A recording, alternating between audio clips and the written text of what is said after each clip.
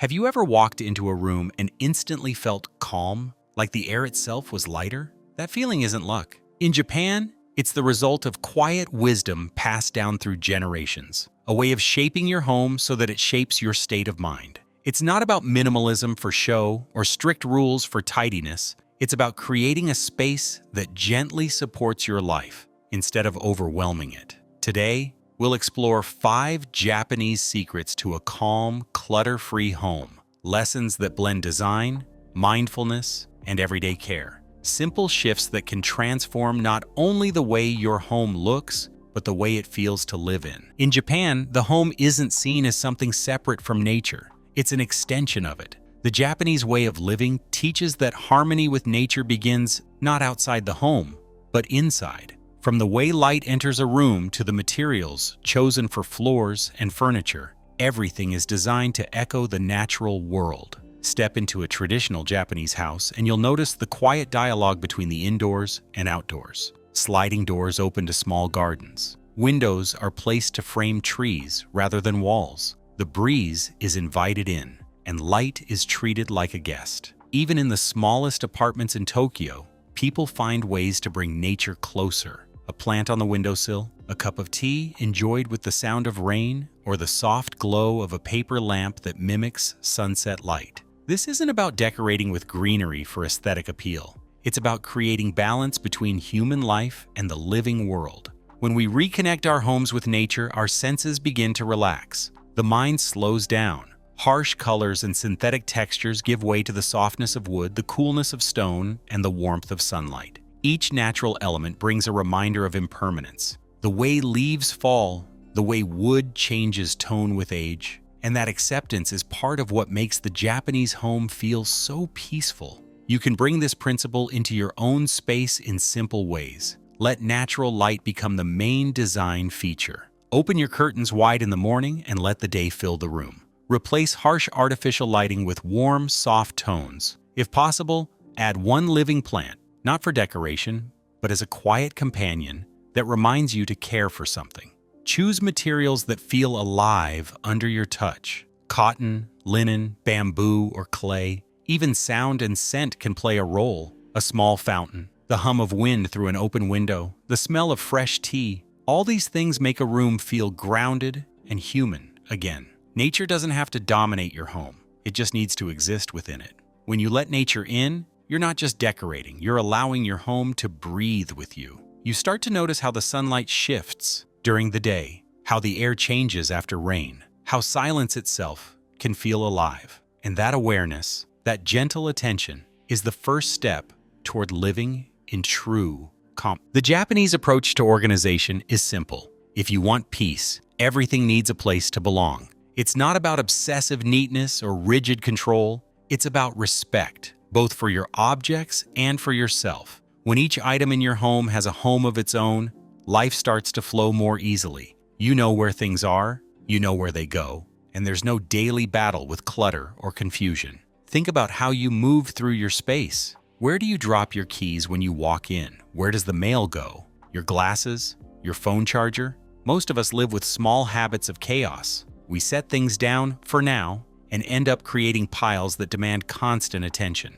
But when you give each of these everyday objects a consistent spot, a tray by the door, a drawer for cables, a hook for your bag, you eliminate dozens of small decisions and moments of frustration. In Japan, this practice goes beyond practicality. It's emotional. Giving an object a home is a way of showing gratitude for its purpose. It's an acknowledgement that even simple things, a pair of scissors, a cup, a towel, play a quiet role in making your life smoother. By treating them with care, you create a home that feels cared for in return. You can start small. Choose 3 objects you use every day. Maybe your keys, your favorite cup, and your headphones. Designate a permanent place for each. It sounds almost trivial, but you'll quickly notice how freeing it feels when you don't have to search or think. Organization becomes invisible. Your home begins to cooperate with you. Japanese homes often appear minimalist, but the truth is, they're just intentional. There's a rhythm to where things live. Baskets for supplies, drawers for letters, boxes for keepsakes. Nothing is random, yet nothing feels rigid. It's about balance. enough structure to keep life smooth, but enough softness to feel human. And when you make this shift, something subtle happens. Your home stops being a source of stress and starts becoming a quiet partner in your daily life. You move through your space with less friction, fewer mental interruptions, and a stronger sense of ease. Giving everything a home isn't just about keeping things tidy. It's about creating order in a world that constantly pushes chaos. It's a reminder that when the objects around you rest where they belong, you begin to feel like you belong too. A Japanese home rarely feels empty, yet it never feels crowded. That balance comes from a deep awareness of what deserves to stay. It's not about owning less, it's about owning with purpose. Every item that remains has a story, a function, or a quiet beauty that justifies its presence. In the West, minimalism is often seen as an aesthetic choice. Clean lines, white walls, and empty shelves. But in Japan, it's emotional minimalism. The goal isn't to create a perfect-looking home, but a home that feels right. A space where everything you see has meaning. When you pick up an object and feel a sense of connection, a handcrafted mug, a wooden spoon, a simple lantern, that's what deserves to stay. It's not about whether it looks trendy or matches a certain style. It's about whether it belongs to your life. The Japanese call this idea shibui, the appreciation of understated beauty that deepens with time. A slightly worn surface, a faded fabric, a tool that shows signs of use. These things aren't imperfections. They're marks of life. Choosing objects with purpose also means choosing what not to keep. Many homes are filled with just-in-case items, things we rarely use but hesitate to part with. Yet each of these objects quietly demands space, attention, and energy. In a Japanese mindset, unnecessary possessions are like mental noise. They pull your focus away from the things that truly matter. Try this. Walk through your home and pick one object from each room that genuinely adds value to your life. Maybe it's a teapot you use every morning or a painting that calms you when you look at it. Then notice the rest. What's simply there because it always has been. When you start curating your space intentionally, your home begins to reflect your soul instead of your shopping habits. And something beautiful happens. Your environment starts giving back. You feel calmer, more grounded, and strangely more grateful. You stop chasing more and start appreciating what's already enough. A home filled with meaningful things becomes a mirror of a meaningful life. It reminds you daily that peace doesn't come from abundance. It comes from alignment. When your possessions match your values, your surroundings begin to tell your story quietly, authentically, and without clutter. In Japan, cleaning isn't a reaction to dirt. It's a ritual of respect. It's a daily rhythm that keeps life flowing smoothly, not a chore reserved for weekends or guests. This mindset transforms the act of cleaning from something tedious into something almost sacred. When you tidy a room, you're not just removing dust, you're renewing energy. A clean surface invites calm thought. A swept floor feels lighter underfoot. Even folding laundry can become a moment of stillness if you approach it with intention. Japanese schools often teach this principle early. Students clean their classrooms themselves, wiping desks, sweeping floors, polishing windows. It's not punishment, it's practice. They learn that caring for the space you inhabit is a form of gratitude. That mindset carries into adulthood, where even small daily gestures keep a home alive. You don't need to follow a strict schedule or adopt a new system. The key is consistency, not intensity. Instead of waiting for clutter to overwhelm you, do a little each day. Wipe the kitchen counter after dinner, straighten a shelf, or make your bed in the morning with attention. These small acts accumulate, quietly shaping your environment and your mind. Think of it like tending a garden. You wouldn't ignore your plants for weeks and then flood them with care all at once. You water them a little every day, prune gently, and watch them thrive. Your home is no different. The more you nurture it, the more it gives you a sense of peace in return. What makes the Japanese approach so powerful is that it removes the guilt and pressure around cleaning. You're not trying to make your home perfect. You're simply maintaining balance, a constant conversation between use and renewal. Over time, these habits start to anchor your day. Sweeping the floor becomes your morning meditation. Folding towels becomes your evening pause. Each motion centers you in the present moment, a reminder that tranquility is built, one quiet gesture at a time. When you treat cleaning as daily care, your home stops being a battlefield of chores and becomes a living space that breathes with you.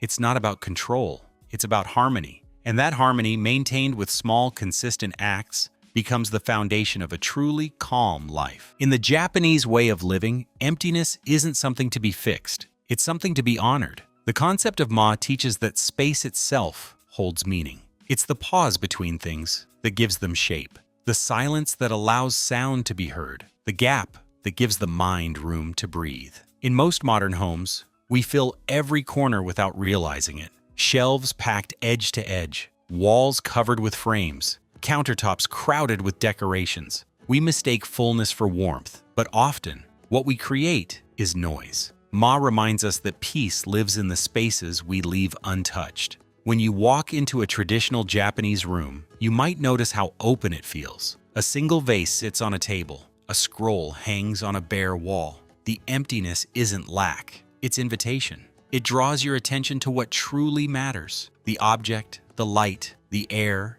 each has room to exist. The stillness itself becomes beautiful. Embracing ma doesn't mean living in a cold, empty space. It means creating balance, knowing when to add and when to stop. It's about allowing your home to breathe, just like you do. A clear table can make your thoughts feel lighter. A bare wall can calm your eyes after a busy day. Even leaving an empty chair by a window can create a quiet sense of presence, a reminder that rest is part of living. You can begin simply. Choose one surface in your home, a shelf, a counter, a bedside table. Remove everything, then return only what feels essential or meaningful. Notice how much more powerful the remaining pieces become. That's ma at work, the art of letting space speak. Over time, you'll see that emptiness is not absence, it's possibility. It's where peace hides when life gets too full. And when you learn to appreciate those pockets of quiet, your home begins to feel not just organized, but alive, a place where stillness and simplicity exist side by side. In the end, these 5 Japanese secrets aren't really about decorating or cleaning. They're about living. Each one invites you to build a home that reflects peace, not perfection. A place where every object has meaning, where nature flows in naturally, where space and silence are just as important as the things you keep. When you start seeing your home this way, it stops being a container for stuff and becomes a sanctuary for the mind. You move through your days with less noise, fewer distractions, and a little more gratitude for the moments in between. So start small. Maybe it's clearing one surface, placing one plant, or creating a home for your keys. The calm you're looking for doesn't appear all at once. It grows quietly, like sunlight inching across the floor. If this video inspired you to see your space differently, take a moment to like, subscribe, and share it with someone who might need a little more peace in their home and in their life, because sometimes simplicity is the kindest gift we can give ourselves.